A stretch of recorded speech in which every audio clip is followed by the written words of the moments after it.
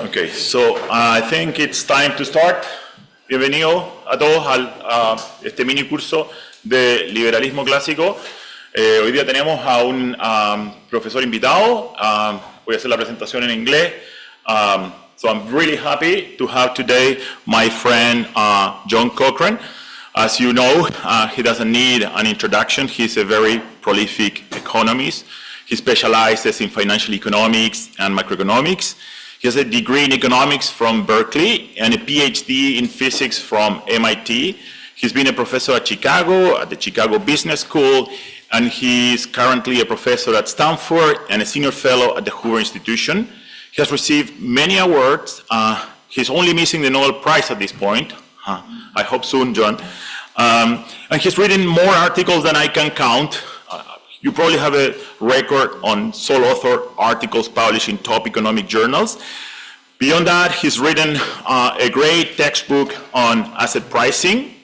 And if that was not enough, he has developed a very original theory of the price level. He just published a book titled The Fiscal Theory of the Price Level, published by Princeton University Press. But beyond that, he is actually a public intellectual and a very vocal libertarian who is actively engaged in public policy debates, just like Deirdre, and who writes about very complex matters in a very simple way, just like Milton Friedman did. On a more personal level, I really admire John. He's given me a great example of intellectual integrity and courage these years, and so I feel very fortunate to be his colleague at Stanford. Today he's going to talk about classical liberalism and public policy. Welcome, John. Thank you. It is a great pleasure to be with you. I'm sorry I'm not there in person. I've visited Chile twice and thoroughly enjoyed both visits, but maybe next time. And I apologize for addressing you in English. I don't speak Spanish. Everyone should speak Spanish, but I don't. So sorry about that. I would encourage, Ivan said we should talk about an hour and then question and answer, but I'm very happy to entertain questions as we go along, especially in context. Keep the speeches for later, but we could talk about things as we go. I'm going to share some slides with you. I have two really big themes. Ivan, did you want to say something? I'm sorry. Also, I forgot to mention that if you have questions, feel free to ask the questions either in English if you can, and if you cannot ask the questions in English, ask in Spanish and I will translate for you. Okay, so with that, please go on. Okay, thank you. I have two big themes for you, having nothing to do with my professional interest in money and inflation. Growth and incentives, which I think are the cornerstone for a practical libertarian's approach to economic policy. I say practical. Ivan called me a libertarian, which is true, but I put a lot of adjectives in front of those. And one of them is empirical. There are people who start from sort of philosophical moral imperatives. That's nice, but a lucky thing is we don't have to choose. Free market or freedom-oriented philosophies of public policy just work. That's it. If we had to choose between wealth and freedom, there's the famous tale of the country dog and the city dog, where the country dog comes in and enjoys the wonders of the city dog, and then the country dog notices his collar and goes back to his poor lifestyle. If we had to make that choice, it would be a difficult one, but we don't. In fact, it is the country dog who is free, who is far wealthier than the city dog. And so it's just that if we could just agree on the goals, then freedom turns out to be the method. So I'm going to share some slides just to make that point. So let me start with one. I'm going to start with this one. Here we go. I went to Our World in Data, a great place that you can get graphs made. And I graphed here a GDP per capita of the United States on the top. And I brought Chile along, always, mention your audience. So there's Chile down there, Argentina, Mexico, all of Latin America, and Venezuela. We'll add some more countries in a minute, but I thought this was a good place to start with. Now, I should have asked the question before I put up the graph. When was the best economy ever? Was it the 1950s when manufacturing was going and there were great union jobs? Was it the 1890s, the Gilded Age and building railroads? Absolutely not. The best year in all of human history is right now. And economic growth is the reason. That's true in the United States, up on top. That's true in Chile. That's true. Well, it's not true in Argentina and Venezuela. I put them up there for a reason. But in the rest of the globe, right now is the best time in all of recorded human history. Just look. This is real GDP per capita. So it's the best measure we have of average incomes. Let me focus on the United States, $60,000 as of 2022, growing from in 1900 about $8,000. So 8 to 60 in the last century. So even the 1950s, when antagonists like Paul Krugman say, oh, how wonderful the United States was and the economy was so strong and unions and workers and so forth. Well, 16. So 16 to 60 from the late 1950s to now is just an extraordinary increase in income, in wealth, in well-being, in that sort of thing. A famous economist, Bob Lucas, said, once you see growth, you can't see anything else. And he's right. Bob started his profession as I started mine, studying business cycles. And it's not always straight up. Here's the Great Depression in the US. That was bad. Went from there down there. That was bad. Came back again and then up the trend line. I go, you read in the newspapers, all you read about is there a recession? Is there not? Is there recovery? Is there not a recovery? Where are the recessions? Look hard. Put on your glasses. If you sat in the back row, you're gonna need binoculars for this one. Yeah, there are recessions. There's the Great Recession, the big financial crisis, the most recent recession in post-war history. Boom. So we lost a couple of years of growth in there. Here's the COVID recession. Yep, lost a couple of years of growth, gained it right back again. We used to come back to the trend line. Lately, our recessions have been a permanent delay, but it's just a delay of a couple of years of growth. The bottom of the recession is the same as what it was 3 years previous. Recessions are very small blips on this growth trend. Growth is the most important thing. Anyway, now let's compare a little bit across countries. This is a log scale. This is a natural scale, which I wanted to emphasize how enormously different things are over time. Now, let's start looking across countries, and I'll put it on a log scale in a second. Chile is doing great. Chile is the best economy in South America, and yet Chile is 22. The United States is 58. So Chile is well behind the United States, as you doubtlessly know, even though you're in Latin America. So what is the economic challenge for Chile? Is it inequality? Is it I don't know what's in your newspapers because I only read the U.S. newspapers, but the economic challenge for Chile, just sitting there on the table, is if you could just the U.S. is pretty dysfunctional. Okay, I won't say we're wonderful, but if you could just do things only as dysfunctionally as the United States, you can go from 22 to 58. There's no magic in this. Just do things the crazy dysfunctional way we do, and you go from 22 to 50. Like nothing on the agenda is like going from 22 to 58. One example, what's the greatest problem of our time? People will say, well, climate change. Okay, climate change is a trouble, but climate change is the worst estimates are that in 100 years, it'll be 5% of GDP. Now, in the since 1950, the US went from 16 to 60. 5% is just nothing. If we keep going like this, 5% is just a drop in the bucket. We'll easily be able to afford that. If we don't, so if this growth doesn't continue, that's just 3 orders of magnitude bigger than climate change. Climate change is, it's 5% of GDP. That's bad. We don't want to lose 5% of GDP. But for Chile, 5% of GDP going from 22 to, let's see if I can do this in my head, to 22 to 23, is nothing like going from 22 to 60. So if the issue is raise GDP in 100 years, do like the U.S.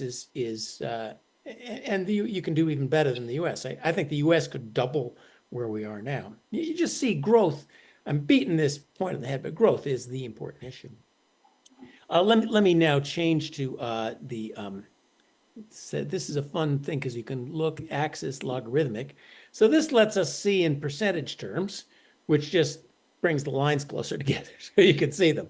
But don't forget, now it doesn't look so bad, but the numbers are big, 58 to 22 Chile, and lower numbers for the other parts of them.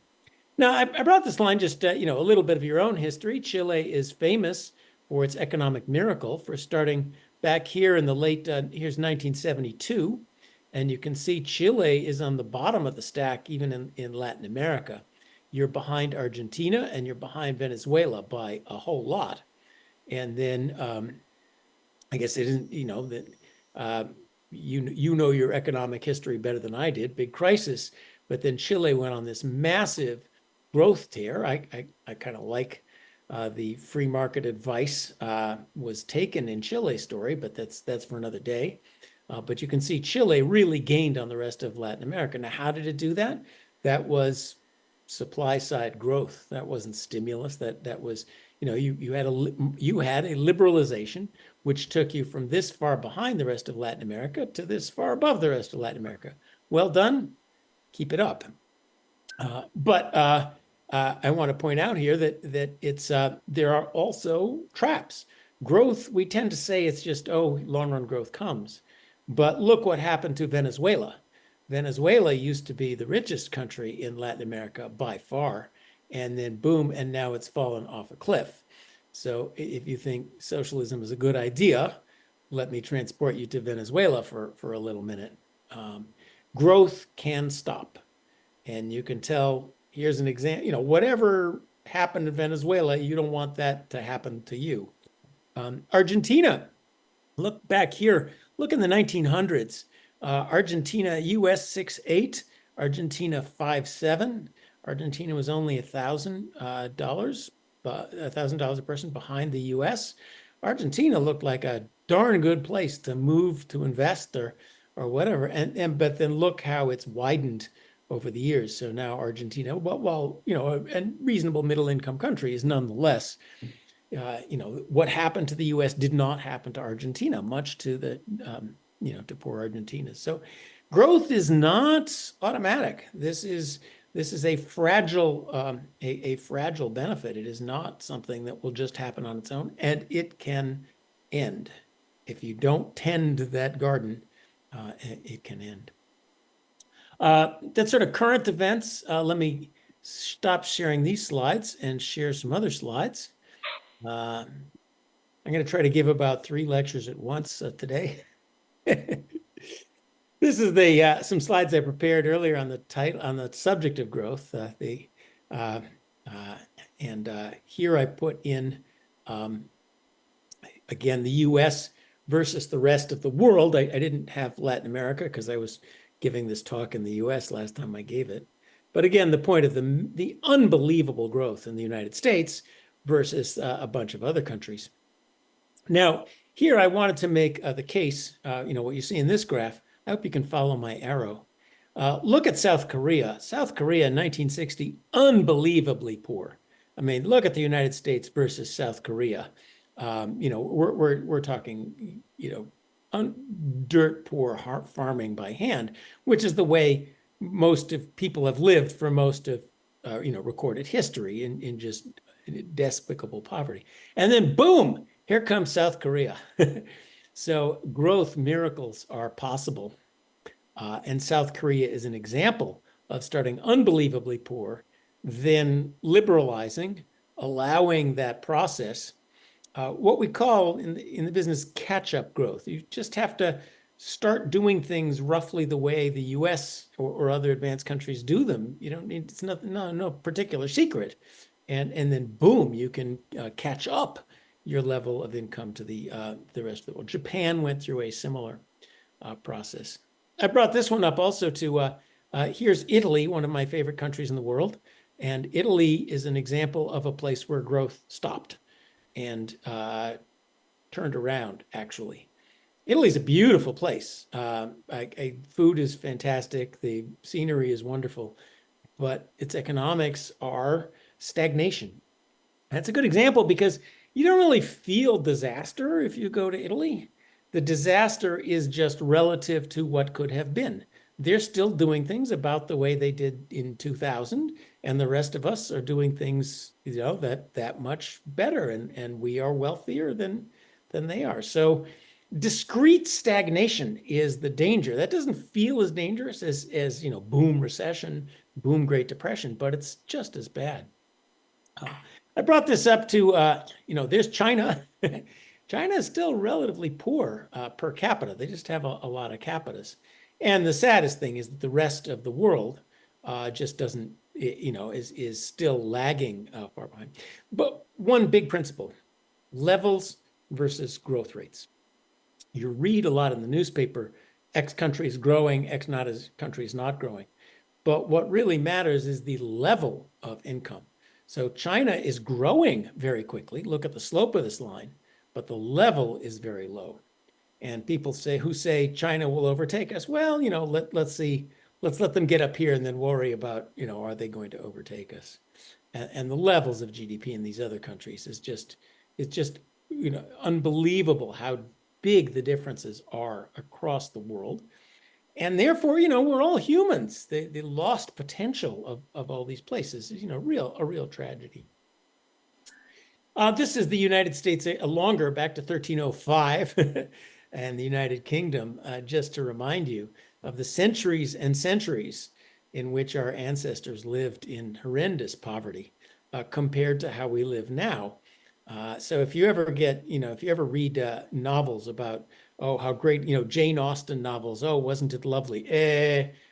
Think about living on that kind of income versus the kind of income we have today. This I put on a log scale just to make the same point a little more clearly. Here's Japan. Japan after World War II, thanks to the U.S. Air Force, was unbelievably poor compared to the U.S. And then kind of joined the modern world as far as how it did things. Boom, catches up to the U.S. and then sort of plateaus. You can see the same thing going on South Korea, unbelievably poor. Boom, liberalization, free markets and so forth, catches up and then plateaus. So this is how we understand growth. There is a frontier, which I think is quite a bit above the US, which is the current state of ideas, the current state of technology, the current state of managerial technology, if you will, how well you can do with today's ideas. If you're living in 1760, no matter how efficient, 1780, Adam Smith comes along, we suppose England implemented all of Adam Smith. There's no way they're going to be as rich as even Venezuela is today. Why? Because they don't know how electricity works. So there's a frontier of what you could do with perfect efficiency. And that frontier grows only by getting better ideas, by getting better ways of doing things, science, technology, management, freer markets, and so forth. But then there's efficiency. The job for the frontier country is to learn how things could do better. But the job for other countries is, just liberalize and do as well as the frontier country. And it's fairly straightforward. You start growing like crazy. Then you hit a plateau where your microeconomic efficiencies stop you from growing any further. So Japan was growing like crazy. In the US tends to be a little paranoid. My fellow countrymen see everything as a threat. And Japan Inc. is going to take over. Here comes Japan. Boom. Japan hit its microeconomic efficiencies and now trundles along just below the US. Europe trundles along just below the US. Please go ahead. Yeah, no, two quick questions. So the first one, have you tried plotting Russia? And the second question, so is your claim that these rates of economic growth will continue as long as we embrace liberalism? Or are there limits to this growth? I'm thinking in particular the limits posed by demographic growth, right? So I mean, all this huge increase in economic growth coincided with a significant growth in the population, but the predictions on, demography are pretty negative at this point. And so I wonder whether that's going to endanger the prospects of even the liberal economies. Yeah. I don't have resources. I don't have, we could stop and plot Russia. It's fairly easy, but it's going to be well below the US in either before Soviet Union or after Soviet Union. So it's pretty much a disaster. Now, population, I am plotting here GDP per capita, not GDP itself. So, and that's the right way to think about wealth. So what was going to happen to this in the future, and how does demography play into that? I want to get to that in a minute, so let me come back to the whole future question. But you can see there's two parts to that question. I'll answer it briefly now. One, does the frontier country, US, keep growing?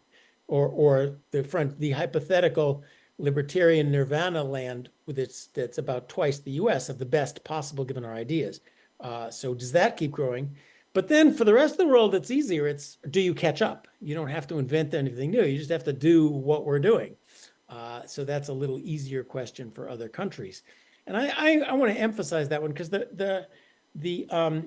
where the frontier goes is not as easy as I'd like, but the opportunities to catch up are just totally there. So I'm going to get to the future. Let me come back to the future, and if I haven't answered your question, we'll come back. Before getting to the future, I wanted to answer a different question. Oh, that's just, how much stuff we have. I want to emphasize GDP is yes, it's a poor measure. It's the best one we have, but everything else is getting dramatically better as well. Here's the share of population living in extreme poverty. Even those low-income countries that I show you, extreme poverty is essentially gone in the world. It's a wonderful thing. China's growth, America likes to bash China these days. 1 billion people grew out of $200 a year, horrible medieval poverty, to middle income status, about like Brazil. 1 billion people move from penury to Brazil. It's the greatest increase in human welfare we've known. The future is a little bit cloudy, but the three big catch-up growths show you what's possible, and they've been wonderful things. This is life expectancy, another correlate of GDP. So if you're in one of these anti-materialist, GDP, that's just more stuff. Well, this isn't just more stuff. Life expectancy growing from 35 years to close to 80 years is a truly wonderful thing. Now, let me get to the future. One of the dangers, I think one of the sad things, is that growth is slowing down. So growth is slowing down. I mean, lots of countries just need to catch up. That's an enormous thing. But growth in the U.S. is slowing down. Here is trend growth in the U.S. About 3 to 4% in the 20th century, down to 2% now. And the U.S. is doing better than anywhere else. Europe is down to 0. So this goose that lays golden eggs is slowing down at the frontier. And that's maybe where we're getting in the long run. So let's talk about the sources of long run growth. And now maybe I'll get back to the question. Long run growth all comes from productivity. Output per hour, how much can each person make? And it's not just about stuff, it's about better stuff. So a driveway in the US does not have 3 Ford Pintos or 5 Model Ts. It has a modern car, which is way better than middle-fashioned cars. We have, we don't have 15 hand crank telephones. We have cell phones with computers in them. So it all comes from productivity. It does not come from stimulus, protections, tariffs, industrial policies, unions. It doesn't come from, all of our governments do is to take money from one person, give them to another. It doesn't come from central banks. It just comes from productivity. So you want, the number one question is productivity. Where does productivity come from? It comes from ideas. It comes from scientific advances, but also better ways of doing things. In the U.S., how do people get on board airplanes? Can you get 5 minutes off that time? That's an idea. And those count just as much. And so I mentioned there's two important differences. One is, where does the frontier go? What's the best possible economy? Can that keep growing? And the other one is the catch up. Now the catch up is much easier, because the catch up is just remove your inefficiencies, do stuff like the US. I think, so frontier is the harder question. And here there is a debate among economists. Have we just run out of ideas? And so growth is destined to tail off. How about resources? Are we going to run out of resources and growth will tail off? I don't think we've run out of ideas. I'm optimistic. I see AI, I see biotech, I see fantastic new things to do. And I think if we could only get the permits, because in the US now, it takes 10 years to get the permits to do anything. So I think we are hamstrung by regulation in implementing new ideas, but that's an argument that one can have. Catch-up growth is entirely about inefficiency. Now I'll answer, so resources. Will resources constrain growth? Your picture of growth is not just doing more of the old stuff. Just commodity prices keep going down. We keep saying resources are constrained, but commodity prices are going down. The great green transition. We'll run out of oil someday, but we'll have plenty of solar panels and nuclear power stations by the time we run out of fossil fuels. And our economies are less and less about stuff and more about services. So as the economy, once you get to, sort of US standard of living, how many cars and houses do you need, even, Americans? But better health, better services. You can see our economy moving to AI, to sort of intellectual stuff.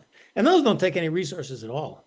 So resources being, now population is, I think, one of the central economic things of our time. I hope you'll have Jesus Fernandez Villaverde come talk about demography, and he can do it in Spanish. He's just a suggestion, but our birth rates are plummeting. So it takes 2.1 children per woman to reproduce the population. And it's kind of funny that the worrywarts on the left were all the population bomb, and we'll run out of room for all the people and whatever in about 1970. And now the problem is the opposite. We're down to one. I don't know, Latin America's down to like 1.5. Do you know the number, Ivan? As a whole, our population is really going to go down fast. Well, Ernesto has a question. Please. Just one question regarding ideas. I know that you have some critical view of the role of universities and how universities are playing a role in framing, developing, and teaching and spreading ideas. Can you share with us a little bit about your view on how the university system in the US is playing that role now? Yeah, I think so. The U.S. is becoming the republic of paperwork, a humorist Mark Stein called us. Universities were a set of institutions that in the 1950s were crucial to U.S.'s technological advancement and growth. And growth is about institutions. Ideas have a wonderful feature. Intellectual property should be free to everyone once it's produced, because if I give you my recipe for penne all'arrabbiata, I can still cook it and you cook it and we both have a good time. Whereas if I give you my house, I can't use it at the same time. So institutions that create ideas are really important, because ideas are hard to charge for. It's hard. We clearly underinvest in producing new ideas. So universities in the US were a wonderful institution. They became, for a brief flowering period, meritocratic institutions of developing great new ideas. And now they've kind of gone off to becoming bureaucratic and producing more and more research that is not very useful. And the nexus of universities, our science, our government-run science, our foundation, the government subsidizing science sounds great because you got all this money to subsidize science. but then that becomes bureaucratic and it only subsidizes, what's politically popular. So that set of institutions in the U.S. is part of our institutional framework that's just slowing down and not doing its job for growth. So yeah, universities need to reform like the rest of our economies. We've gotten kind of old and stodgy and need to reform. I was on population, so I'm still kind of answering that question. What we saw was growth per capita. Now, how does the number of capitas matter?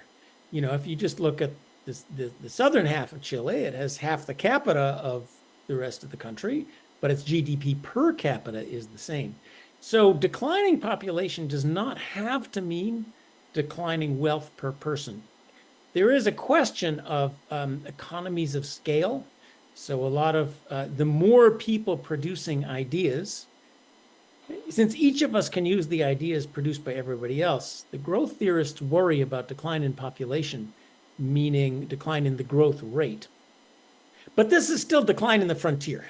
So maybe the US won't grow as well when there's fewer people producing ideas, but Chile still has a long way to go to catch up to the US. And so I think focusing on the efficiency, focusing on the long-run growth is fun to think about, but focusing on getting rid of the inefficiencies is practical, and we can all do it, and we can worry about growth in 100 years, 100 years from now.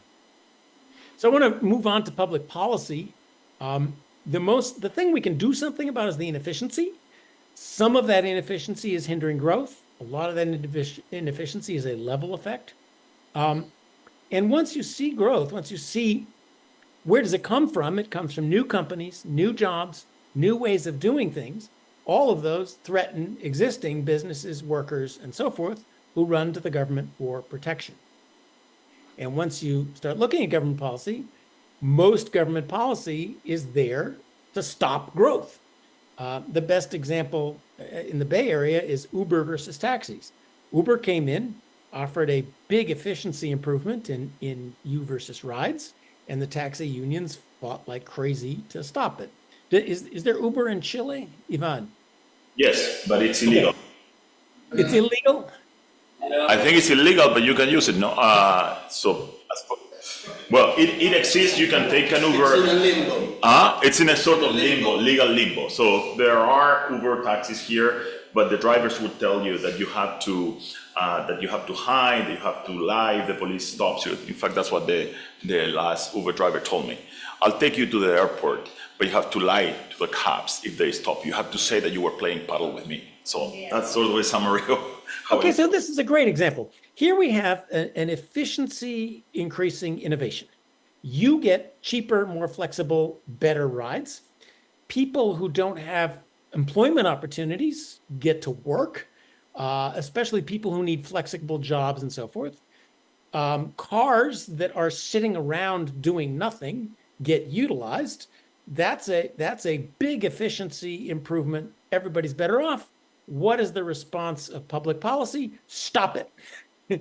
Why stop it? Well, to protect the taxi industry and the taxi union, to force you to pay higher profits, which goes into their pockets. So what is the purpose of regulation? To protect existing status quo, but all of that slows down growth. So that's the problem that I hope to face. I wanted to put, here's a graph on growth, some sense of what's the problem and what can we do about it. On the y-axis, I have GDP per capita, which you've seen. And I put in when I gave this talk, I was in Israel. So I had the US and Israel. Here's China, here's India. Here's the Central African Republic that they just at the time was the poorest country in the data set. On the x-axis is the ease of doing business index.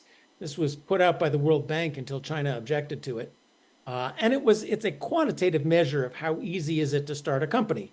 Chile would not have done that great because, Uber isn't allowed to operate in there. It's, how easy it is to do stuff like that. What's good, this is a cardinal measure too. Now, 100, what is it? How does this index work? It takes what is the best practice observed somewhere in the world. So you get 100, there's like 20 different categories, and then we observe the best possible in the world, that's 100, and then we add up how you do on 20 different categories. So the US is not the best possible because we don't get 100 in every category, we only got 100 in a few categories. But 100 is possible because it is in each of the 20 categories something observed somewhere in the world. Now, libertarian nirvana gives us 120 because we know how to run things even better. But 100 is observable. Now, look at this. And this is a correlation, of course, but ease of doing business as measured by simple things. How long does it take to get the permits? How much corruption is there and so forth? It correlates with 320 to 60,000. So it's kind of clear. And what's amazing is how enormously damaging regulations that make laws and regulations that hamper businesses are, and how much the long run advantage is. And this is where I made my claim that I think the US could be even better. The US is only 82 on the ease of doing business.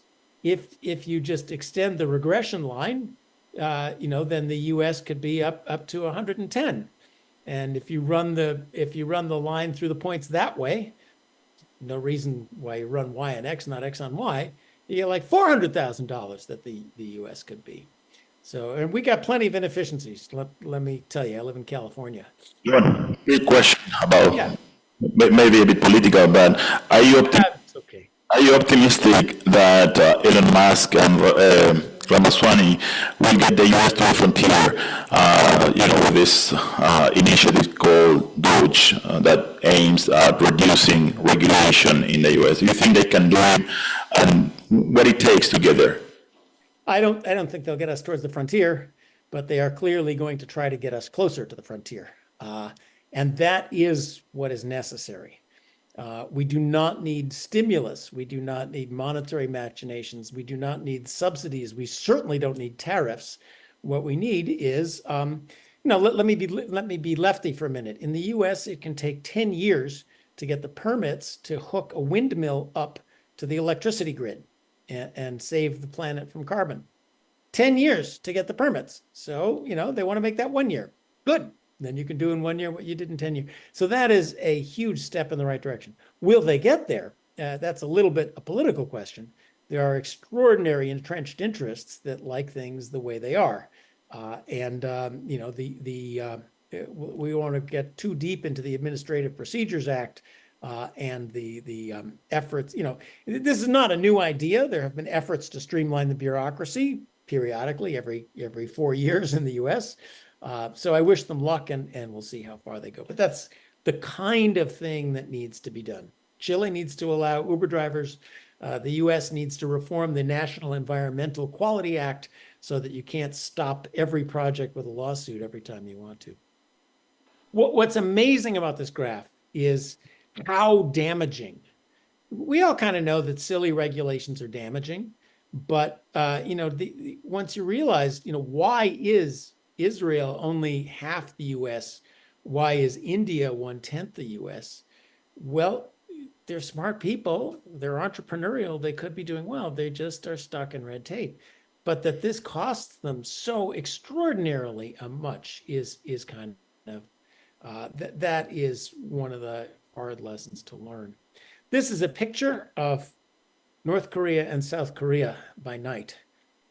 This is, we are blessed. If you believe in divine providence, it gave us a few controlled experiments to show us the right way. Let us take a country that is homogeneous in its people, homogeneous in its culture. In fact, the north half is the industrialized rich half, the south half is the poor half. Let us put the north half under a communist dictatorship and the south half under, kind of a military dictatorship, and it was kind of a Pinochet style arrangement, but then a bit of a crony capitalist, but still basically free market system. Wait 50 years and what happens? And you have just unbelievable poverty versus, pretty good middle income economy. Do you want anything better on a controlled experiment? So yes, I'm going to move to what to do about it, but it sounds like there's a question. Is there any question? I can ask you. I wanted to ask you a question. So, if you think about China here, many people would argue that China proves that to grow, you need economic freedom, but you don't need political freedom. Would you agree with that? Well, let's go with the lessons of history. China and South Korea grew when under conditions of not much political freedom, and that's just a fact. Now, grow. Remember levels versus growth rates. Maybe I should put that graph back up.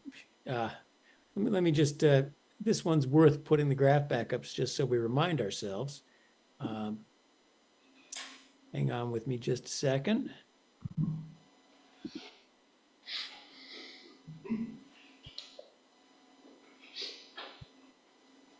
Here's the one with China in it, remember with logs. So what did China do under slightly liberalized authoritarianism? It grew from about $1,500 to here we got about $12,000, while the US was 50. So you can start with unbelievable extreme poverty, liberalize a little bit, and you can grow from medieval poverty to late Enlightenment poverty. But China has not caught up with or surpassed the US by far. And it looks to me like China is getting about as far as you can get without political freedom. Remember what's happened recently in China. Notice it's tailing off a little bit. They were growing, and the natural way this thing works is you can get a lot of economic growth with some economic freedom. And then the growth starts to threaten the elites. The tech companies starting to really threaten the Communist Party. An emerging middle class started saying, "What do you mean? I want to say how I do things." And the Communist Party clamped down. And now China's not growing as well as it used to. I think it's clear you can grow out of poverty to middle income status under an authoritarian regime, but it does not seem like you can join even Europe and Japan, which are 30% poorer than the US, or even US standards of growth without political freedom. And conversely, I believe now I'll get libertarian, political freedom is something worth it even on its own, not just because it produces economic welfare. I would choose the country dog versus the city dog, but political freedom requires economic freedom. And I'm worried about where we are right now. You cannot, in the US, transact anonymously. Cash is getting wiped out. You can't hold more than $10,000 worth of cash without the government knowing what you want. We are now implementing work permits because we're worried about immigrants. So the government can stop you from working. The government we're debanking people for political reasons. If I control your livelihood, I control your political opinions. We've seen regulations in the US being used to force the tech companies to censor things. So, using that economic control or political control. So the nexus of economic and political freedom still is there. But it is true that you can grow out of extreme poverty and conversely, there are India is pretty democratic, and at least as far as voting is concerned, but they're still poor as heck because the British gave them railroads and socialism, as the saying goes, and they are still just wrapped up in a regulatory nightmare. So,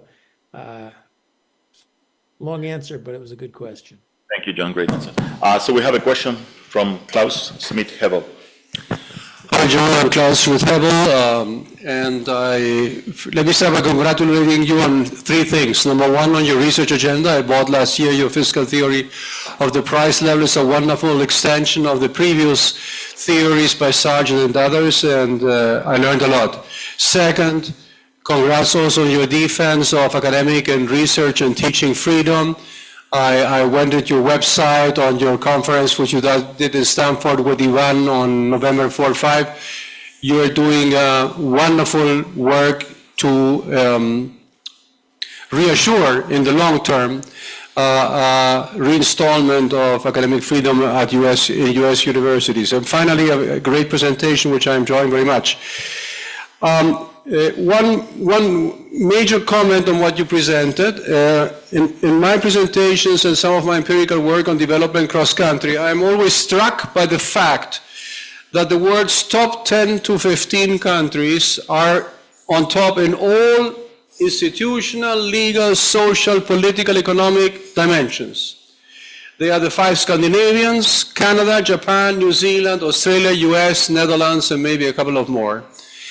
In whatever ranking, dimension, quantitative, qualitative you establish, they come on the top, which suggests one fundamental thing is that there are very, very strong interaction effects between key, deep determinants of these outcomes, of these positive outcomes. Things like the rule of law, freedom, light but effective business regulation, free markets, strong investment in education and health to provide equality of opportunity, not of outcomes, of opportunity, and so on and so forth.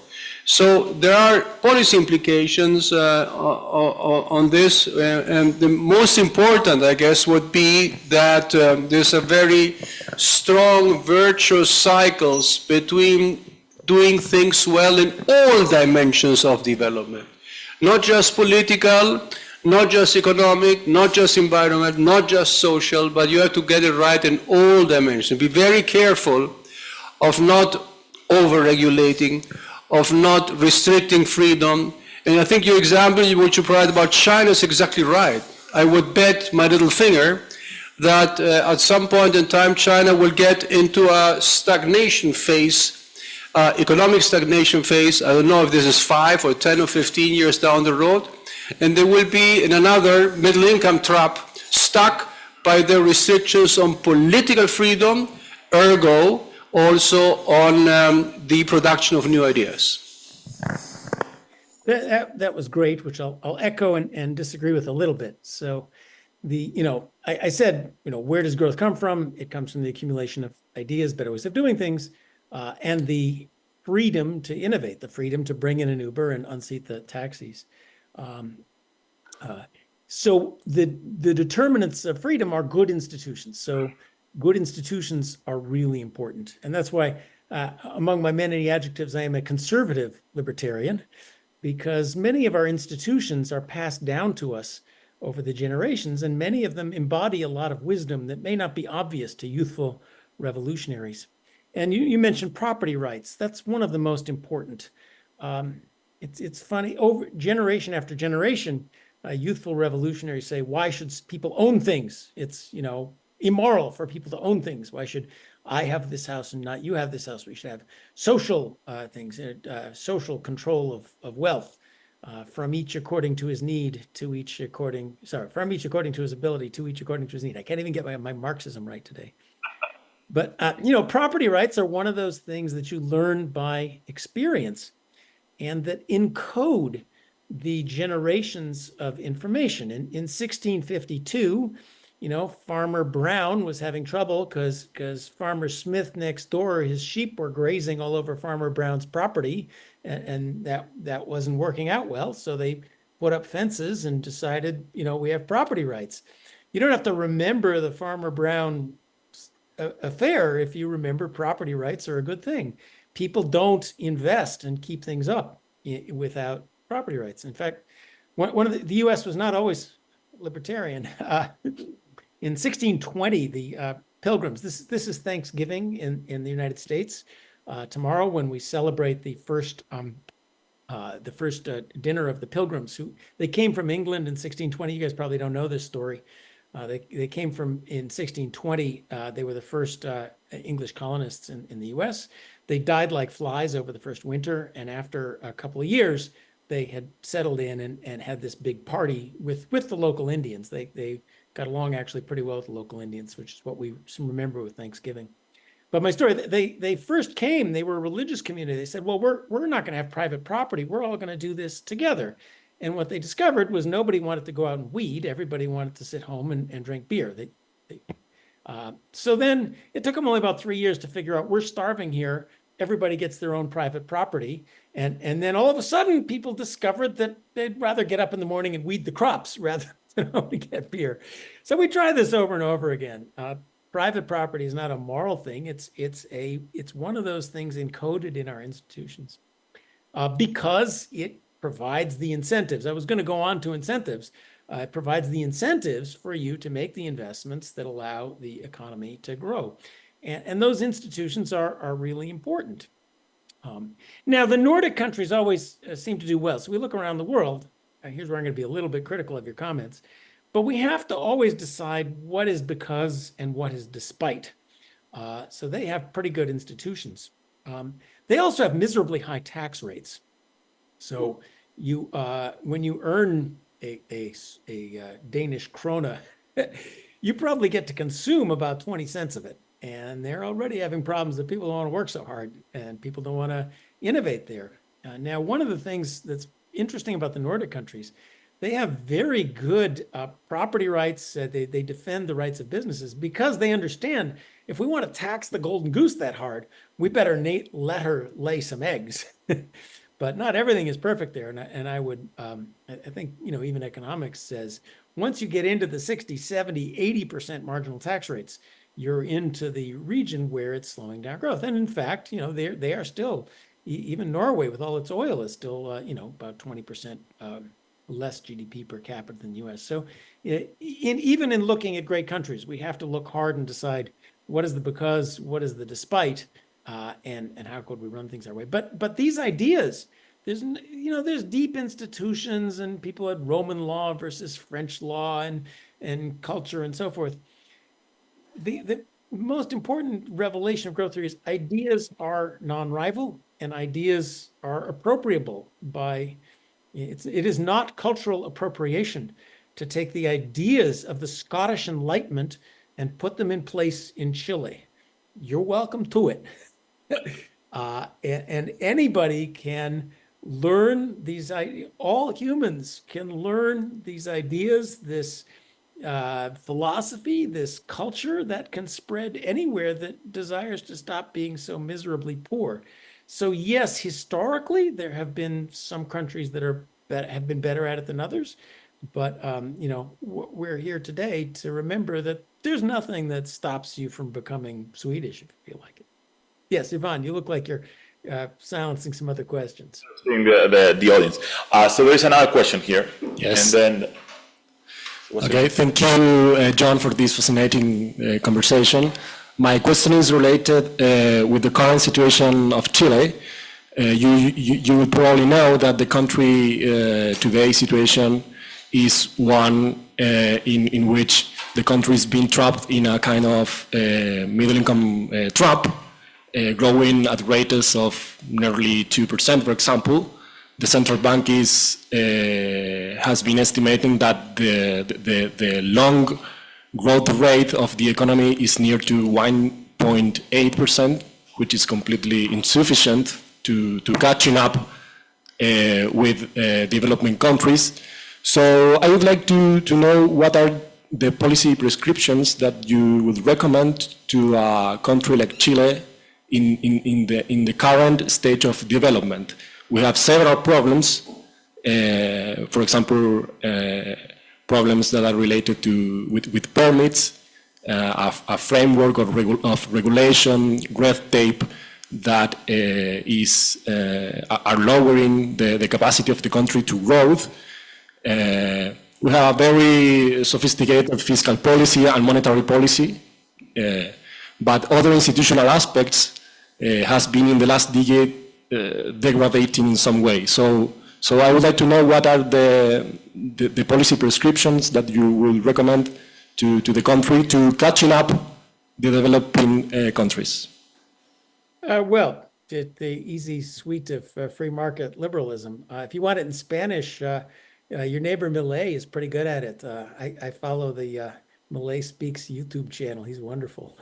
And it's remarkable what just a little bit of getting out of the way will do. Yes, it's not about more or less regulation. It's about smart regulation or dumb regulation, but regulation that preserves the incentives. And a lot of my thoughts on regulation is it's fix the procedure. So, regulations need to have a review. They need to have cost-benefit analysis.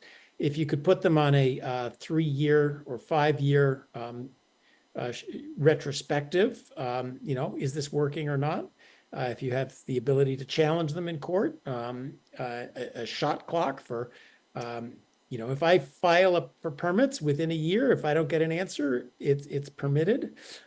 So obviously you're bound up with the tangle of regulations. But the big problem, your government, I don't know enough about Chile to say, but most governments are wound up with protecting specific groups rather than providing the incentives for growth for everybody. And everybody's all worried about inequality. So, but just look down the ladder a little bit. Let's not make it about Chile. India is about $2,000 a person GDP. Chile, I think, is about 20. I forgot the numbers. If you look at India, where they're 2 and you're 20, and India is all wrapped up about, well, growth is all fine, but we have to do it equitably. You're going, really? You're at 2. You're worried about one guy gets, 1.5 and the other gets 2.5 when you could all have 20? Maybe moving from 2 to one guy gets 17 and the other gets 25 would be just fine. So, you don't grow by protecting individual industries or businesses at the expense of everybody else. A government can only transfer, and in transferring kills the incentives to grow.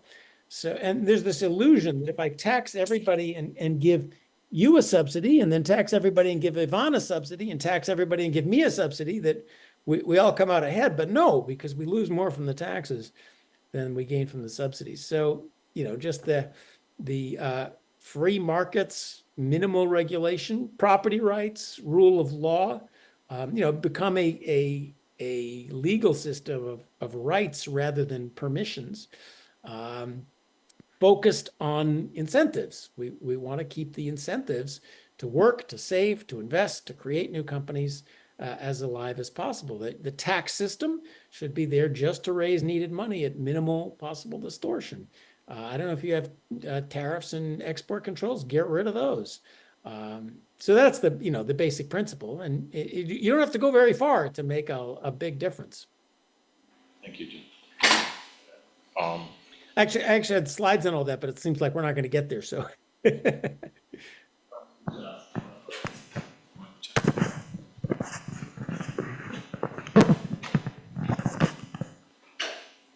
Thank you, John. My name is Jose Tomas. So in Chile, we've seen lately a great leak of talent. People in their 20 or 30 years old. They're getting visas to move to the US, to Europe, whatever. Do you have data of how does that affect the country's growth? Does it make it slower, or can we see an impact in the short term of that leak of talent? Thanks. I don't have data, but it's a tragedy. You want your talent to be married to opportunities in Chile. Now, I think Trump will solve this problem for you pretty soon. Good luck getting into the U.S. So why are there not opportunities in Chile, I think, is the answer.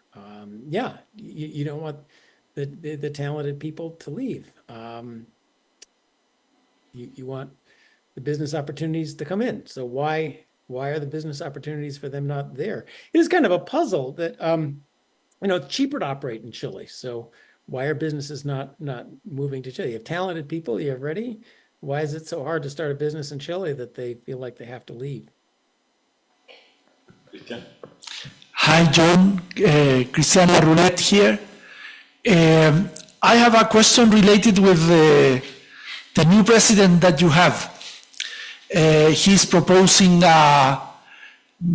many policies, many changes, but for us, the worst proposition is his ideas about import duties, put tariffs much more higher. Chile is one of the most open countries in the world. The average import duty here is around 0.8%. And for a small country like us, it's very dangerous what Trump is doing. very, very dangerous, because you know that he also started in his first period some practices for trying to not permit the World Trade Organization to function, to be a court in the debate, world debate about tariffs and those type of debates. What is your idea? He's going to apply his propositions, or he's bargaining against China or others? So let me, I just had one last idea on the visas, and then I'll get to the tariffs. A wonderful thing, though, is for people to go and come back. How do you learn good business practices in other countries and bring it back? So one hopeful part of the brain drain is send people to the US, learn how to do it, and then let them bring back and spread good ideas. You know, how to run a business isn't obvious. So Trump and the tariffs, yeah, I think the most damaging part of the Trump policy proposals is this idea of large tariffs. Now, there's one thing worse than tariffs, it's quotas. At least tariffs, you can see the price, and if it's really worth it, you can import something. Quotas are even more damaging than tariffs. So let's just be thankful he's not going there. So how to deal with this? Let me try to be the Chilean trade negotiator. Why don't you just say, okay, we will have completely open markets to Chile. Why don't you do the same for us? Number two, we're not sending immigrants, so why don't you stop bothering us? You might say, well, if you won't let us in, we'll let China in. Maybe that'll get his attention. But it is now. How bad is it going to be? How long is it going to take the U.S. to realize that this is just damaging the U.S.? I don't know, but I do think there is. Trump's a negotiator, so you know, a smart Chilean negotiator could go quietly. Don't do it in public. Quietly to the U.S. and say, "How about we have a free trade agreement? We will let the U.S. sell absolutely." Most free trade agreements are managed mercantilism. You'll let our exporters sell this. We'll let your exporters sell that. We'll manage it all, but the size of the avocados has to be so forth and other stuff. So I do think a radical free trade agreement, rather than this managed mercantilism, 1,000 pages of rules, might be something Chile could try. You could also, you know, Chile. Thank you, Chile. I get blueberries in the winter. Thank you to Chile. So you go directly to American consumers when you might have a politically salient product and a way to try to stop it. But it's going to be a little bit of chaos for a while, and I apologize for the chaotic parts of my country's policies. There's a question there. You have a question?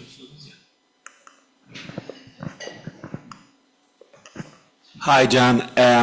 My question is regarding, I've seen some of your work regarding the Austrian business cycle theory.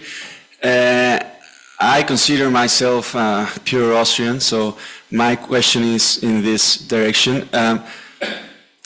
Would you consider that what the US has been doing for the last 50, 60 years of basically not having a long-term growth policy that is like sustainable, do you think that somewhere along the future the US and the whole like worldwide system will collapse because it is not based on what the Austrian business cycle is portrays, you know? Do you think that is something that could happen or not? And also, do you consider yourself an Austrian, or do you consider yourself just an economist? Thank you. Oh boy, big questions. I am not an Austrian in that I've never been able to figure out what Austrian means. Sorry. I need equations. So I gather there's some interesting stuff in there about credit and over booms and under credit, which I think is very, you know, I like the words when I read them, but economics, you need to write down the equations at some point. That doesn't mean equations make it right, but usually if you can't write it down in equations, there's some budget constraint missing or something of the sort. So I've never, the label seems to come along with abjuration of mathematical modeling, which I haven't gone there. So I'll give you a definite I don't know, because I don't know really what Austrian is enough to say on that. There is a big question, what are business cycles? There's a pretense of knowledge in economics. We still don't know. I started doing, I don't do growth. I don't do microeconomics, because back in graduate school 50 years ago, I said, this is all solved. What can I do about this? I'll go where nobody knows what the hell's going on, which is business cycles and stock markets. We still don't really know what business cycles are all about. I mean, sometimes, COVID, you know why you got a business cycle. It was a pandemic, shut down the economy, boom, comes back. That's not surprising. Just what happened in 2008, well, clearly the Austrians have something on there, because it's something about financial stuff. I have a sort of sense that business cycles are about cycles of risk-bearing ability, not animal spirits or something or other, but we still don't really know what business cycles are. But business cycles are definitely not about growth. And that's really what I wanted to emphasize in my opening remarks, showing you the blips. What matters is that long-term growth, not short-term, whatever this lack of aggregate demand thing is. You said the word growth policy, and that makes me very scared, because every time I see growth policies, they turn out awful. Empirically, I mean, a growth sensitivity to policy would be nice. What are you doing to the incentives here? But every industrial policy, every growth policy that I've seen has, at least in the US, turned into one more rat hole down which money is spent. One of the most amazing things that happened in the US in the last 20 years was hydraulic fracking. The US was, starting in the 1970s, an energy importer. Its energy has been a big problem. We peaked our oil production. And then hydraulic fracking was invented, and it discovered the US is an enormous amount. We have an enormous amount of natural gas, too. The US leads the world in carbon dioxide emission reductions. Why? Because we moved from oil and coal to natural gas, which emits a whole lot less carbon. Where was the US growth in energy? But we have a whole cabinet department of energy. We have policymakers drawing out energy policy proposals right, left, and center. Where were they? It was over their dead bodies. They didn't want any of this stuff. They wanted windmills and solar panels and other stuff. But the idea of fracking and nuclear, which are now coming back, this was over the dead body of our policymakers. And now we have a thing called the Jones Act, which killed our commercial shipping. Shipping can only be done between the US on US merchant marine vessels. Bing, end of shipbuilding, end of domestic shipping. Where our growth policy now is to do to the ships what we did to the merchant marine via the Jones Act. So growth policy is a set of words that always sends off my libertarian antenna, that you have some big industrial policy going on, which is just going to funnel money to dying industries. Our growth policy remains protect steel. We're back at it. Our tariffs on steel, it's the 1930s and those pictures of smokestacks and hardy people pouring steel, and we're out there protecting steel jobs. That's the US's idea of industrial policy and growth, not usually what grows is what happens despite. So I'm just, the words bother me. A growth policy should be one that has the incentives, right? You get, low taxes, property rights, and the right to come in and disrupt things and undo all the plans of all the planners. And they asked about collapse. Yeah, I'm getting old, and I start to worry about things falling apart. I see the growth slowing down. That leads to genteel stagnation in the first case, not to sort of collapse. The collapses there's debt, I think, is a problem. And so there's a possibility of financial collapse throughout the Western world. That basically sovereign debts don't get paid back. And I'm Austrian enough to say that, a big financial collapse would have real effects. That's not the end of civilization, but it's not good. Thanks, John. I have a question for you. So you wrote a book about inflation recently, And so the question, are you worried about inflation? Like, we are running big deficits. I think the last time we had a surplus was in 2001 with Clinton. The debt is growing, and nobody wants to fix that problem. So are you worried about it? Thank you. So, and you got to congratulate me. I got through an hour and 10 minutes of a lecture without trying to sell my most recent book. Amazing. So yeah, I have this book, The Fiscal Theory of the Price Level, which Yvonne knows about, which fundamentally links inflation to debt and deficits beyond what the government can repay. Debt and deficits are great things. Government debt is a wonderful object when people have confidence the government can repay the debt. It allows the government to borrow to meet emergencies and then pay it back slowly. But when people lose faith in the debt is when you get inflation. And I think this is usually a hard sell in the US, but ought to be an easy sell in Latin America. Just look around. When do countries run into problems with inflation? Is it because they are growing well, have good fiscal, they're raking in money at the government, spending small amounts and wisely, and their central banks did something dumb with the money supply? Or do you get inflation when you've got deficits that you don't know what to do about and you print money to finance the deficits? Ding, right? Just look anywhere around Latin America. Look over the Andes, for example, for the poster child of the fiscal theory of the price level, Argentina's perpetual problems. Even the history of Chile, your inflation that you had in the 1970s was you're printing money to cover deficits. The problem is the deficits. So, make yourself the central bank of Argentina 3 years ago. Is there anything you can do involving interest rates and the money supply that's going to stop inflation? No. You got a fiscal problem, and Milei comes in and does a lot on the fiscal problem. Boom, inflation comes back down again. So fundamentally, big inflation is debts you can't repay, and around the world we have not just debts. You can pay off 100% debt to GDP ratio. I mean, it is astounding.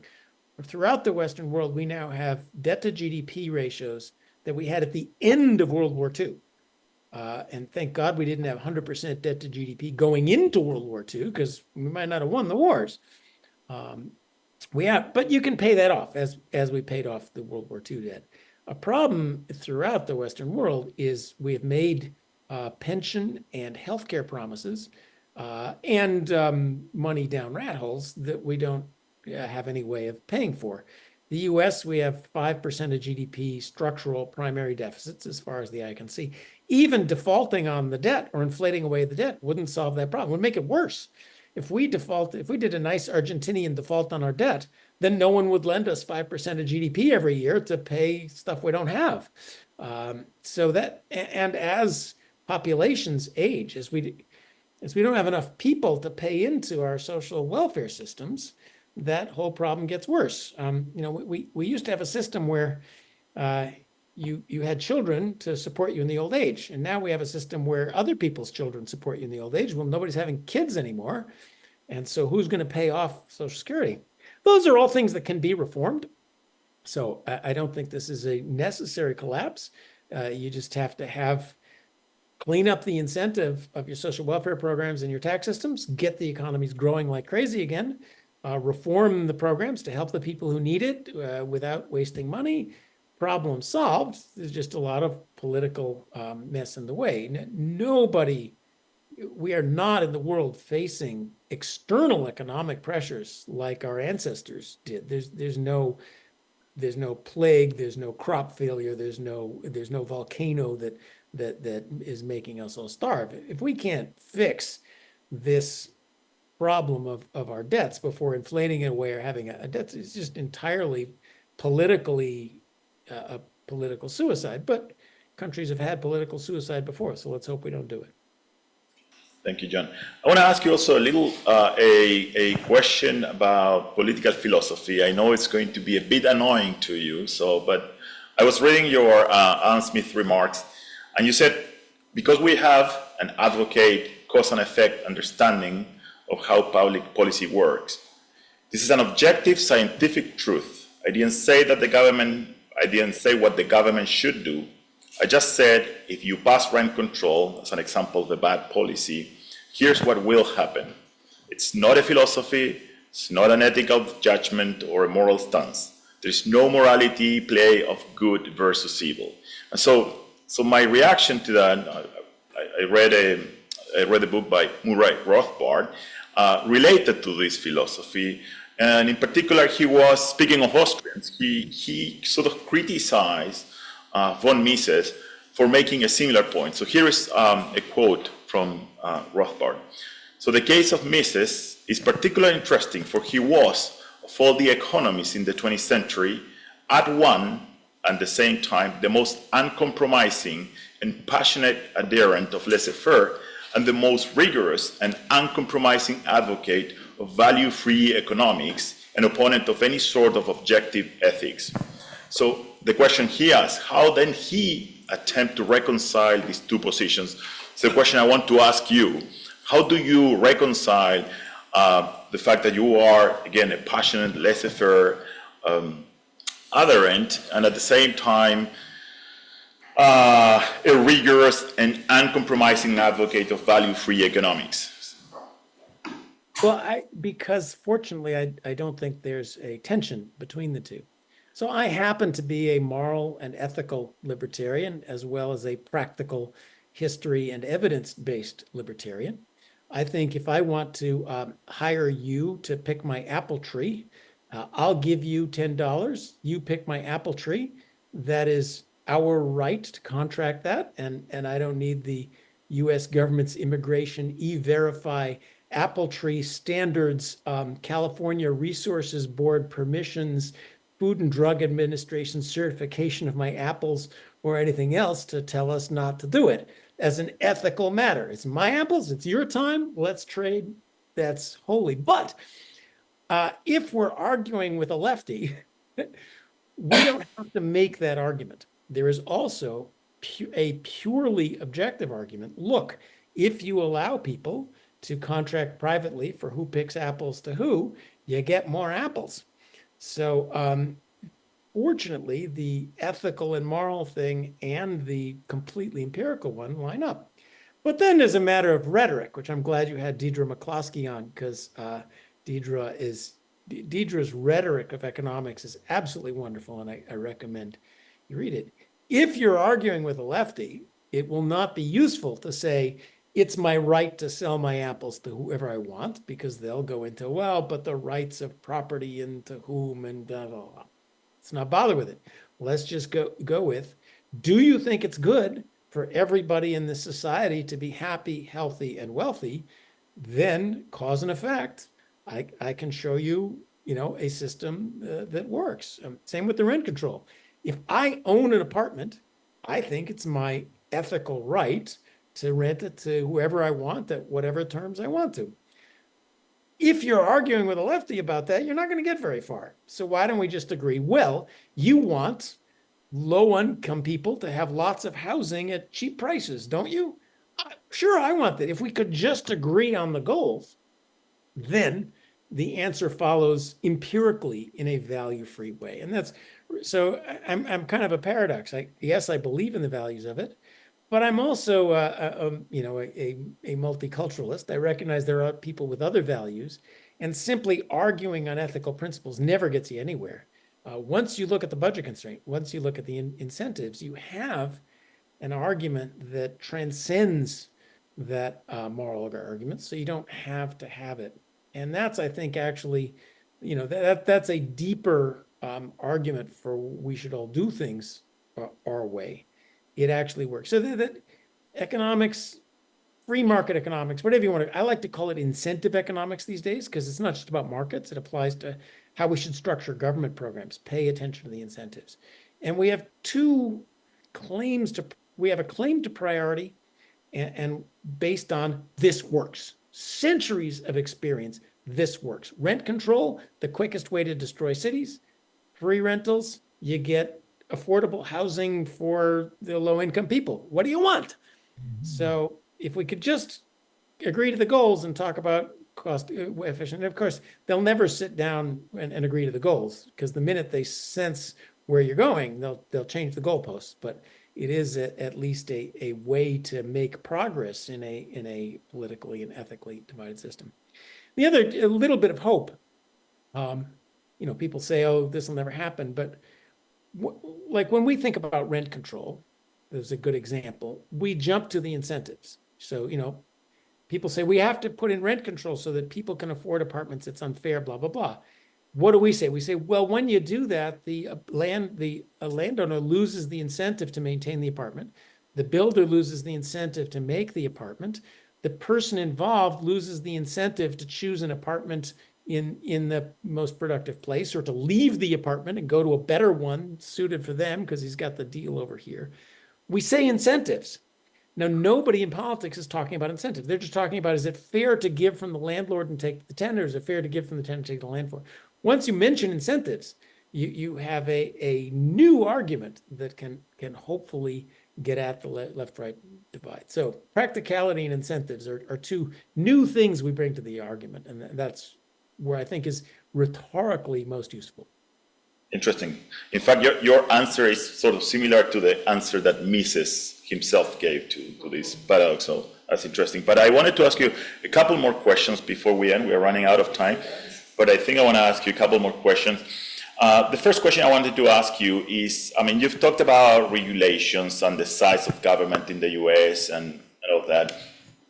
And I don't know if you've seen a video of Milton Friedman interviewed by our friend Peter Robinson, saying that he would basically shut down 80% of the government, including the Department of Education, Health, and many others, transportation, agriculture, and so on. So I wonder whether you sympathize with that sentiment, and in particular with respect to education. What do you think of the Department of Education? Would you shut it down or not? Shut it down. I'm going to do the Milton Friedman video. Every word of that Milton Friedman video, I am with you. Okay. And health, we never got to the whole slides on health. The government could provide a voucher for people to, if you want to help poor people, provide a voucher. But the government should get completely out of the business of providing health care and health insurance. So I'll go one step further. Education is a service. So yeah. You want, in a democracy, you want your fellow voters to be educated. So I'm all for vouchers. I'm all for supporting education. But that doesn't mean you need a federal Department of Education micromanaging who can use the boys and girls bathrooms in order to, provide, to make sure that people of modest means have the means to educate the future voters of your country. Interesting. So the answer is shut it down. Excellent. Shut it down. Thanks. Energy. Shut it down. All these new cabinet departments, you get rid of all of it. The second question I wanted to ask you is about tax policy, because Friedman famously advocated for a flat rate, income tax rate, right? With a minimum guarantee, something like a universal basic income idea. You, by contrast, if I understand you correctly, have written about the optimal system being a zero capital and income tax rate, and instead a significant consumption tax, about 30%, if I remember correctly. So can you explain why you think this is the optimal system, to the extent that I'm capturing what you wrote? You're correctly. Income is a fuzzy economic concept, and this, why should we tax income? I mean, maybe you live in a 19th century novel where, people are labeled by their income, which they inherit, but that's not the way our economies work. So again, it's always good. What is the question? Before we go to the answer, what is the question? What is the question of taxes? Well, if the question is raise revenue for the government with minimal economic distortion, your first undergraduate course in public finance tells you the answer to that question. And the answer to that question is a broad-based consumption tax. You don't want to tax the part of income that's capital income. You don't want to tax savings. You just want to tax consumption. What about the rich? Get them at the Porsche dealer. Money that is left invested in a business, producing stuff, hiring people, you want to leave that alone. You only want to tax money when it is consumed. So that answers the question, what is the most efficient way to raise money for the government without hurting the economy? And that's, ask anybody right or left. If you force them to stick to that question, they cannot avoid but come to that answer and throw out the miserable complexity and unfairness of our idiotic income tax code. And that's instead of income tax, no corporate tax, no estate tax, no property tax, no anything, just a flat tax on consumption. Well, you say, but I had another question in mind. Oh, what's the question? I want to redistribute income. I want it to be regressive. Oh, I say, well, you should have said that when we started.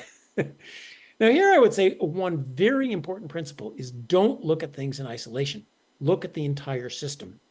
You look at the US and you say, oh, the US is a low tax country because we only have a 42% top federal tax rate. Wait a minute. We have federal taxes, state taxes, local taxes, county taxes, sales taxes, property taxes, excise taxes, fuel taxes. When you add all that up, even in the US, you can pay a 70, 75% marginal tax. Oh, I left out payroll taxes, social insurance taxes. Always look at the whole system. And when you're looking at progressivity, we should be looking at the tax and spending system altogether. So if you want to talk about redistributing income, don't talk about redistributing it through the federal income tax code alone. Let's talk about, a flat tax that then subsidizes payments to poor people is a redistributive system. So I would just separate the issue of how much redistribution do you want versus how much income do you want to raise. Sure, you can add redistribution to the tax code so long as put it all together. Because the problem with redistribution in the US is when low-income people in the US earn an extra dollar, they lose $1 worth of benefits. The highest taxes in the US are on the poorest people because they lose $1 of benefits for every $1 of benefits for every $1 of income. And so no surprise, they stop working. So tax, yes, the tax and transfer system, you got to put that all together and manage the incentives. Transfer as much as you want. Economists have nothing really to say about the desirable level of transfers. What we have is, if you're going to do it, manage the incentives so that nobody loses $1 of benefits for every $1 of taxes. So I would put in a flat consumption tax. And then Friedman didn't really know about that. We've learned a lot about dynamic optimal taxation since the 1960s, particularly that the optimal tax on capital is always zero. It's a tax. You want to tax inelastic things, and capital turns out to be elastic. The fancy word for that is, if you raise capital taxes, what happens is you get less capital, and so you don't get any revenue out of it. So you always want not to tax savings and investment, but to tax either work or consumption. But then make that flat, put it all in with the, you can transfer with the social welfare. There's a third question in there. You see why it all got so complicated. Our tax code is a Swiss cheese of deductions because the government wants to subsidize things. How do I subsidize electric cars? My neighbor in Palo Alto has a $5 million house, and the taxpayers gave him a $7,500 check when he bought his new Tesla.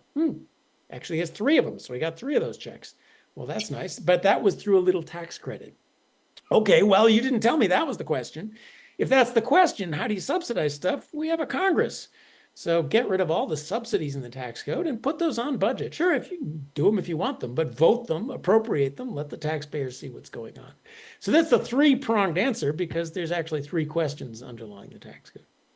Thank you very much. Sorry. Do you have time for one more question? Yeah, I'm here till sunset. Hi, my name is Santiago Edwards. In Chile, we reached a certain political consensus in order to have 0 fiscal deficit around 20 years ago. Unfortunately, instead of meaning a certain reduction or reducing the growth rate of the spending, at the end was a race to increasing the idiotic types of taxes, specifically corporate taxes. In that sense, maybe that could work like a commitment device in order to reduce the growth of the spending. And to what extent do you think you can